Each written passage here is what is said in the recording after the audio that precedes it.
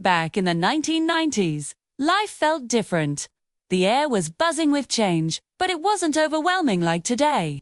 If you close your eyes and think back, you'll hear the hum of dial-up internet, the clack of a Nintendo controller, and maybe even the sound of a cassette tape being rewound with a pencil. This was the 90s, a time caught between the old world and the new. Let's talk about money first. In the early 90s, the average new home cost around $120,000. Adjusted for today's money, that's about $270,000. By the late 90s, closer to 1999, the price climbed toward $160,000, or roughly $300,000. Now, compare that to nearly $420,000 today, and you realize just how much harder it is now to buy a home. Cars. A brand new car in 1992 would set you back about $14,000, equal to around $30,000. Now, think Toyota Corolla, Honda Civic, Ford Taurus. Reliable, nothing flashy. Today, the average car price is nearly $48,000. Huge difference. Household income. In 1990, the median was about $29,000 a year, which equals about $65,000 today. By 1999, that rose to $42,000, or about $75,000 today. People weren't rich, but money stretched further. Rent in the mid-90s, a two-bedroom apartment averaged $500 a month, about $1,000 in today's money. Compare that to $1,800, $2,500 today, in most cities, and you see why young families could breathe a little easier back then. Gasoline had its drama too. Around $1.10 per gallon in 1993, that's about $2.30 today. By the end of the decade, it climbed to $1.35, or about $2.50 now. Affordable compared to today's swings between $3 and $5. Now, let's talk food. A burger at McDonald's costs 79 cents. Fries around $1.20. A Coke for $1. A full meal under $3. Today, even the so-called value menus stretch your wallet. Grocery shopping was also gentler. A loaf of bread was 70 cents. Milk, $2.75 a gallon. Eggs, 85 cents a dozen. Families could fill a cart without fearing the bill. Air travel was shifting. In 1995, a cross-country flight cost around $300, which equals about $600 today. Still expensive, but flying had more legroom, fewer fees, and people actually dressed up for the trip.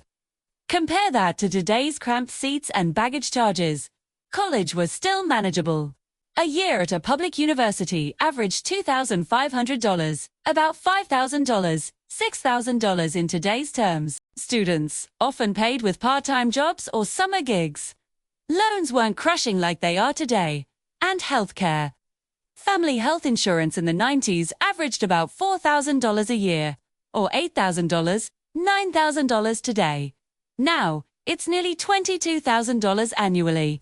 Doctor visits were $40, $50, manageable.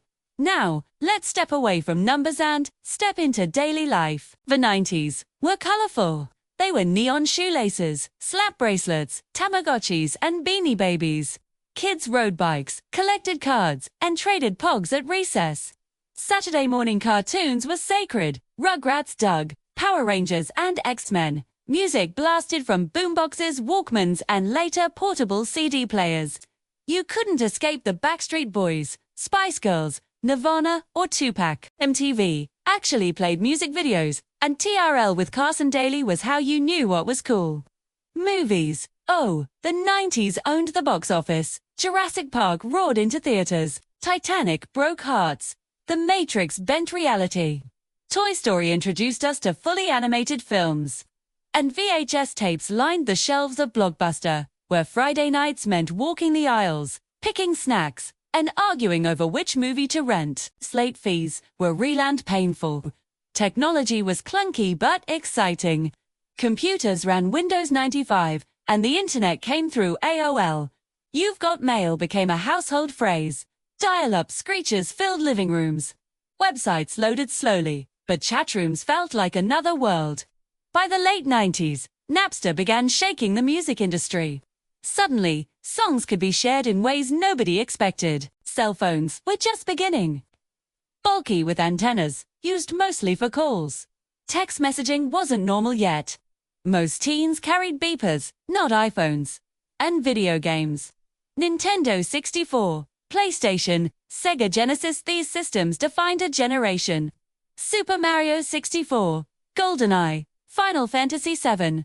Hours were lost in basements and bedrooms. Shopping was still social. You went to the mall, not just to buy things, but to hang out.